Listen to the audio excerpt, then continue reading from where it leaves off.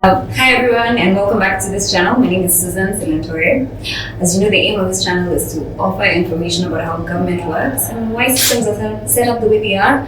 This is with the intention to give us clarity about what may be our role in improving the governance in our country and in Africa, and through this we can create a politically empowered generation. So today I have a very interesting group of ladies with me in this episode, and we're going to talk about young people and politics in Africa. And I'd like each of them to introduce themselves and where you're from, which country you're from, and we'll get into this conversation. So I'm going to start with you, Miss Luanda. Sure. So my name is Luanda Mpungose. I'm with an organization called the South African Institute of International Affairs as a partnership and outreach manager. I live in Johannesburg, South Africa. Nice. All right. What about you? I'm Patience Masua, a member of parliament in the Republic of Namibia. And Clinton. Yes. Coming on the sunny way. But I'm actually, people don't mention this. Actually, I finished my law degree last year. Okay. 21. People don't mention that. Congratulations. Okay. So You're a legal mind. Yes, she's a legal mind. Patience is actually the youngest member of parliament in Namibia. She could be one of the youngest legislators we have in the continent, so good job. And well, she's also a lawyer, by the way, lest we forget. All right, Mandipa. Hi. Mandipa. Thank you. I'm Mandipa Ndlovu. I'm Zimbabwean. I am a governance researcher and development policy analyst, and I am currently in The Hague. I live in The Hague currently, and I'm doing my doctoral research at Leiden University, and I am a visiting researcher at the University of Edinburgh, and my research focuses on urban governance features in Africa and developmental aspects thereof. Interesting. So I like it when we have like a group of really powerful ladies who are doing really interesting things in each of their spaces. So kudos to you guys. And today we're talking about youth and governance and what our role is in the governance in Africa. And I'd like to start with you, Patience, because you are a member of parliament. Like, how did you get into politics? What exactly led you to this place? Why did you choose this? yeah, well, I think I mentioned earlier this morning I'm an activist turned politician because the genesis of my work in politics really started in student leadership. Mm-hmm. So, apart from being a volunteer in NGOs, etc., in my teenage years, publishing and obviously publishing on social justice, economic equality, and coupled with student leadership, both at university level and a national level, really sort of set the foundation and the premise upon which political career started. Mm-hmm. So in April of this year, I went to Parliament, only 6 months in office, mm-hmm. and I think politics, you don't choose it, it chooses you. Mm-hmm. So I didn't, actively want to be in the political space, but I think, by just following your passion and by, advocating, being a voice on issues of social justice, mm-hmm. Sort of brings you into that space. Even if you try and leave it, it will always come for you if it's for you. I see. So you were elected. You were not elected, you were appointed. No. So the president, based on our constitution, mm-hmm. On the 106 seats that we have in parliament, 8 of those seats are appointed on a basis of technical expertise, representation, and so both myself and the Deputy Minister of ICT, Minister of Justice, Minister of Health, Minister of Finance, and 3 more parliamentarians were appointed by His Excellency. And the reason for that is really to respond to the socio-political demands of society, that sometimes you can't get through an electoral process because of the party requirements. You must have served for 10 years in the party leadership before you can actually run for a position. So those limitations sometimes exclude some really credible leaders. I mean, Prime Minister of Justice, for example, nice, credible, who otherwise would not have had the platform. Yeah. So I was, I tell the president, he's 4 times my age, yet we relate. As peers. Yeah, and I think that really underpins, the leadership being able to deliberately empower young people where they otherwise would not have had the opportunity. So I'm hearing like there was a lot of political goodwill from the president and how your constitution is structured for more young people to be able to participate. I'll go to you, Luanda, and I know you've done a little bit of research in youth policy and how participation around that goes. What do you think is a problem? Like, how comes we don't have more people like Patience in the continent taking over spaces like those? Is it a framework problem? What is the problem? I think just to pick up something very pertinent that Patience has just said, Namibia has an enabling environment through a system that allows those who are marginalized and those that have the expertise but don't have the platform to be appointed. So that is a very important enabling system that actually needs to be emulated everywhere in Africa, because we are a continent that has the most progressive instruments. We have the frameworks. We have the youth charter that was adopted in 2006 that speaks to the highest level of participation for young people, and yet where is it? So really it's just at national levels we need political will. We need governments like we need a president like the president of Namibia who says, actually, I want those young people. We need that, and people actually believe that we can make a difference. We need institutions and systems that are receptive to young people, and not just young people from urban areas, but just representatives across the board. We are not homogeneous. We're very different. So how are rural youth represented? How do we harness those skills that they have that maybe they are unable to come to a platform like this and articulate themselves the way other people do? So I think it's just changing our perception and attitude. It's actually bringing in or having leaders that actually recognize the importance of young people, that believe in the work that young people can do, as opposed to perceiving us as threats. And I think we're actually doing a good job in the years in actually changing the perceptions that we are just rowdy youth that go out to protest and burn things. We actually bring something very substantial to conversations. So in a nutshell, we need enabling systems, and I think Patience has already spoken to that. Oh, interesting. Yes, we really do need political goodwill in this process so we can have more young people in it. And I'll come to you, Doctor. I'm going to call you Dr. Mandipa. We're doing it. Within another 3 years. Yeah. So I know you've done a lot of research on the complexities of the political economy in Africa. And in addition to political goodwill, there's a lot of competing interests and that make that economy very complex. But what do you have to say about that? Like, how can that be changed, or what can be done so that we can have both things balance out? I think, political economic issues are governance issues. I always advocate for proactive rather than reactive governance, and we have a lot of reactive governance going on in Africa. If you look at political economy issues, they're human capacity development issues. It's education. It's getting gender mainstreaming involved. It's getting young people involved. It's getting the right business environment for young people to operate in so that things can be changed. If you look at youth unemployment that we were talking about the whole day today, we need to be honest with ourselves about the state of affairs. We need to be honest with ourselves about the countries that are doing it right, like Namibia, who's just gone under a review and now has recommendations that they're going to hopefully implement to their best capacity.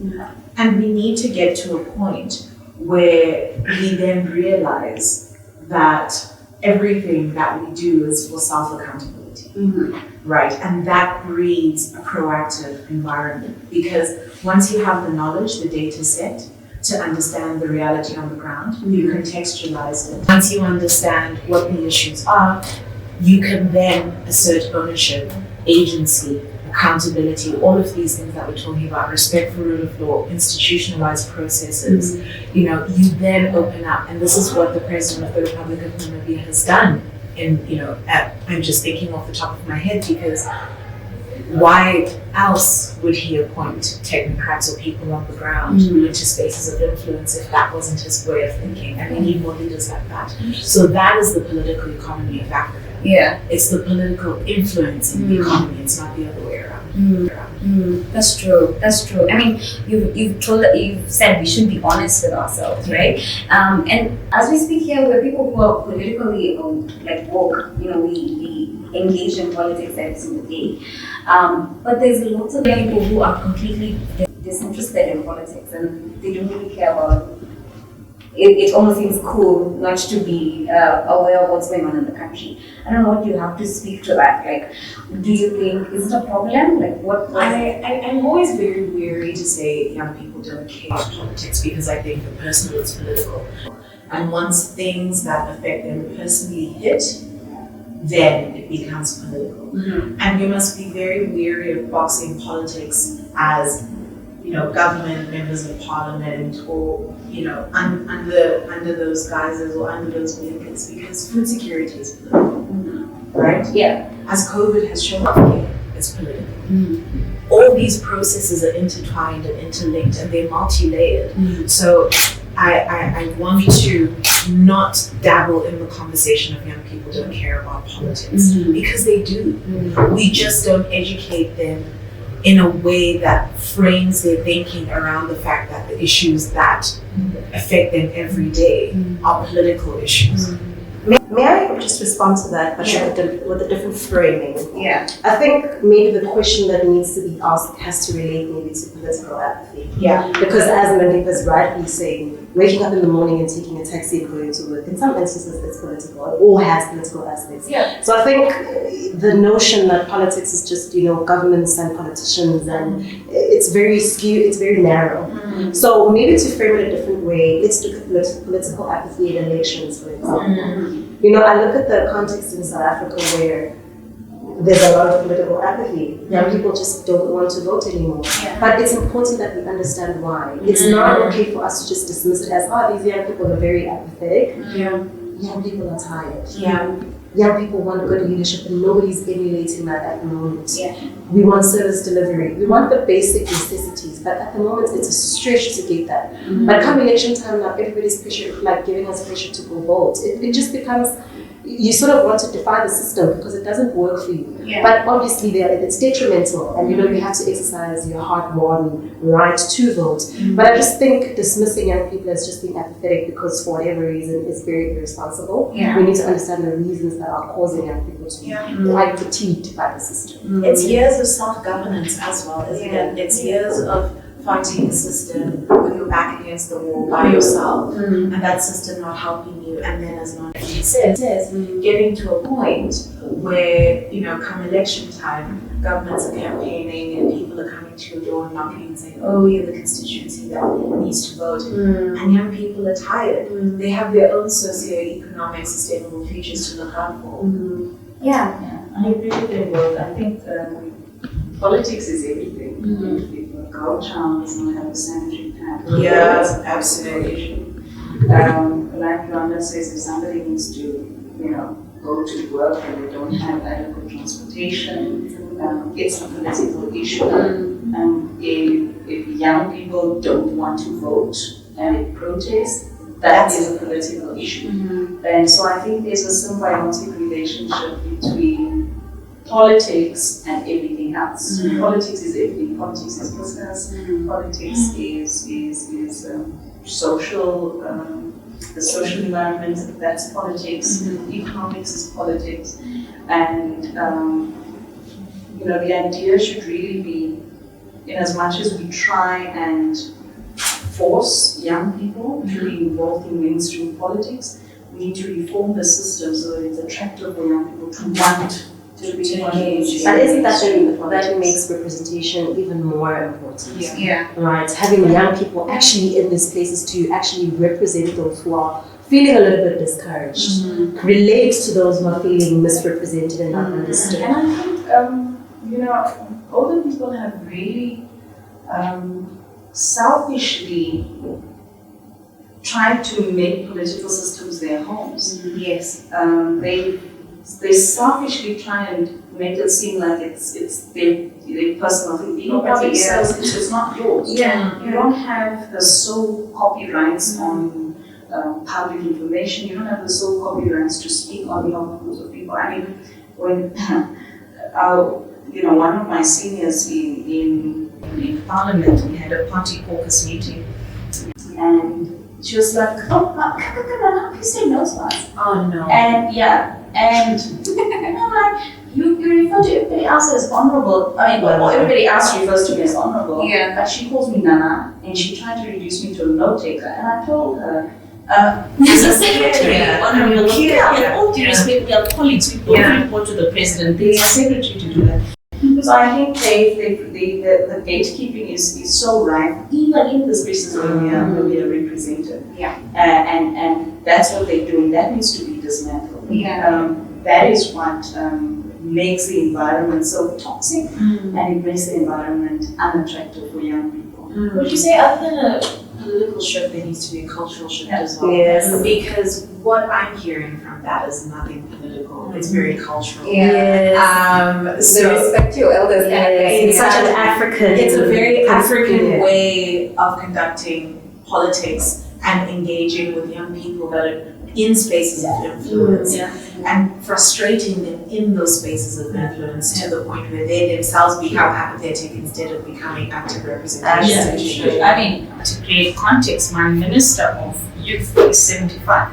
So who has more authority on youth issues? Me, who is a youth, or you, who's the Minister of Youth, but you're 75? You were young, but That's what I agree with saying that it's very cultural. Can I oppose to you directly without you feeling offended or disrespected? But who really has the authority? And they've also forgotten that youth is an expungible concept, right? So in 13 years' time, Honorable, you will not be a young person according to the African Union, Correct. right? Yeah.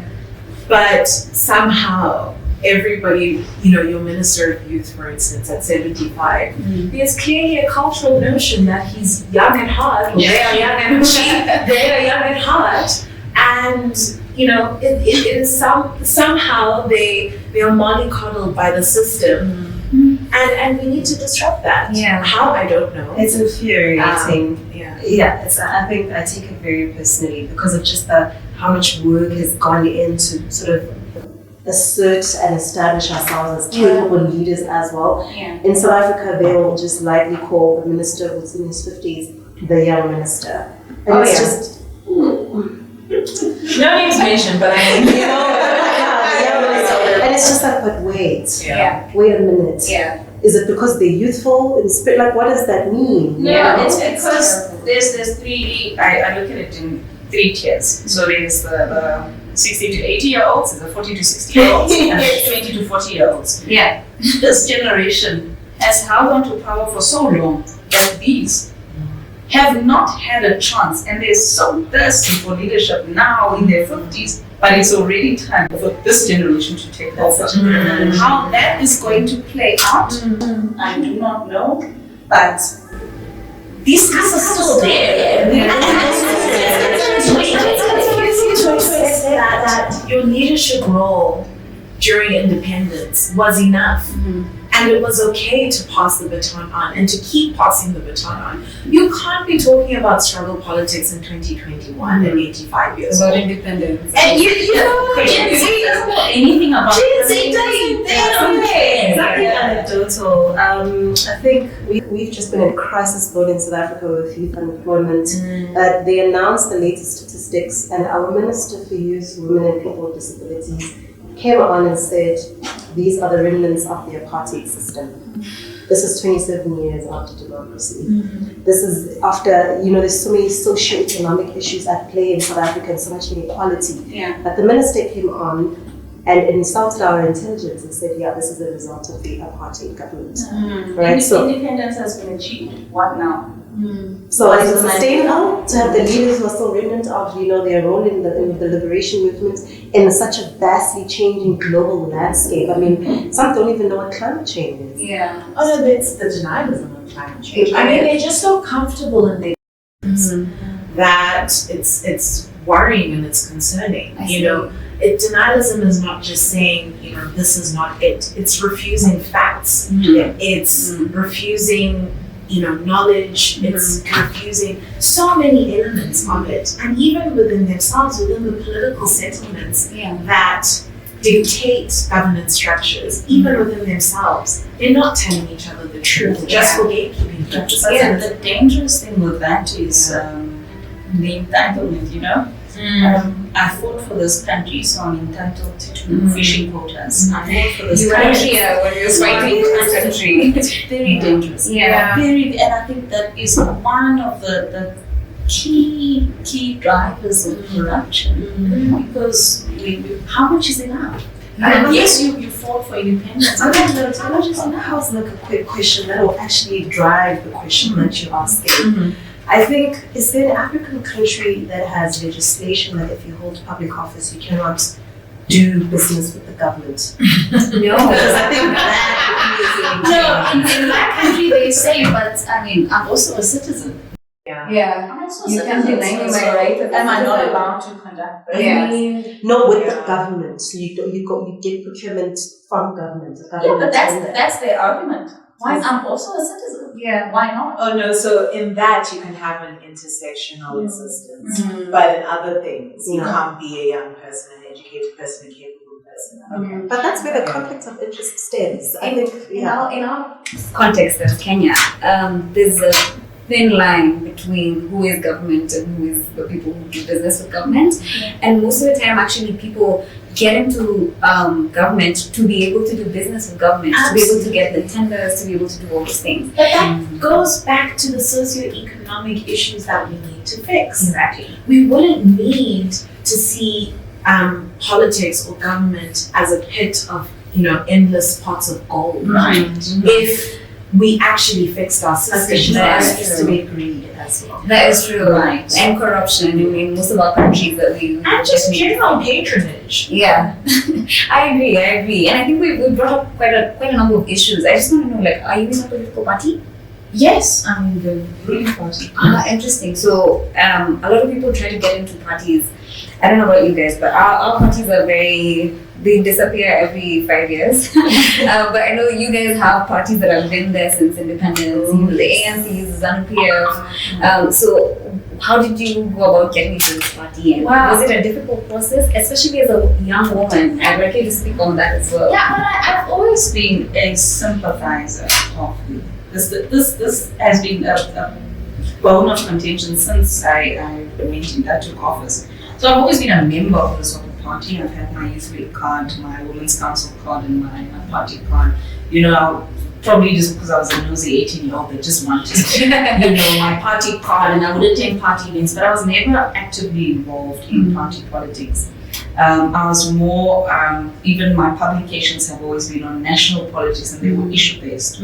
So even when I was appointed, I was never asked about a party card. It wasn't, it wasn't a thing. Okay. And that's true for most of the appointments by His Excellency, by he's highly criticized for it. But his argumentation is that you don't need a party card to prove competence. Yes. Obviously, because I'm a sort of party member of parliament, I will advance the agenda of my political party. But that was never, anything. Yeah. And people within the party, within the youth league, actually, they went on a rampage after I came into parliament because they felt more entitled. The argument of His Excellency was that that's not enough. Yes, you remember, and then what? Yeah. Okay, that's very interesting. A lot of people have very difficult times getting into parties and just being able to maneuver to even be able to vie in the first place or be in a position to be nominated. And that's, I think, another framework issue that probably needs to be addressed at some point. And I'd like to bring this to a close. I know you guys, we can talk like a lot more. But we've had a long day. We're here courtesy of APRM that has been doing a youth symposium, and this is a ward charter. Anyway, we're doing the symposium in Nairobi. And we'll have another one next year. But I'm really happy that you guys came. I really hope you enjoyed Nairobi. And even just as we close out, I don't know, do you have anything to say about young people and why they should participate in politics? Just closing remarks from each of you. Why should young people participate in politics? Is this important? Is it necessary? We can start with you. So I actually think that we need to be in a space of influence. We are tired of the current leadership that we have. Then let's rise up and try to be leaders who will bring the change that we want. And that's enough reason for me for a person to become part of not just politics, but just be engaged in all structures that are enabling to drive an agenda that's good for Africa. Okay. I go by saying every day, if you don't run the day will run you. And I think that's true for politics as well. If you don't get involved, you just accept whatever decisions that are made on your behalf. Interesting. I mean, I agree with both of you. Yeah. The only thing I will say is just to implore young people to get involved, to stop being apathetic, to open their eyes, because we're going to be here a lot longer than the people in power are going to be, and we're going to have to deal with the issues and the challenges that are going to be carried on as legacies.